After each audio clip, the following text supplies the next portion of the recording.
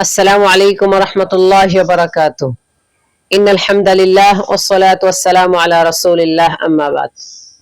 সুপ্রিয় দর্শক শ্রোতা ভাই বোন, আমাদের মধ্যে অনেকেই জানে না কিয়ামতের ময়দানে মিজানের পাল্লায় কোন নেক আমলটা বেশি ভারী হবে।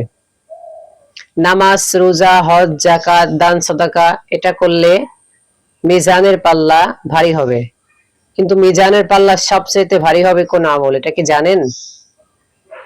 অনেকে জানে না। যারা জানেন না তাদের জন্য ভিডিওটি।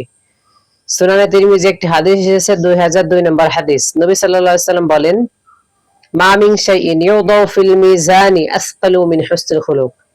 কিয়ামতের ময়দানে বান্দার যে আমলটা মিজানের পাল্লায় রাখা হবে, এর মধ্যে সবচেয়ে ভারী যে আমলটা হবে সেটা হচ্ছে মানুষের উত্তম ব্যবহার, উত্তম আচরণ।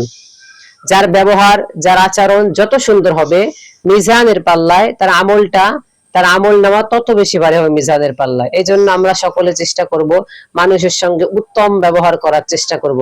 ইনশাআল্লাহ বিইজনিল্লাহ আমরা সকলে চেষ্টা করব মানুষের সঙ্গে উত্তম ব্যবহার, উত্তম আচরণের।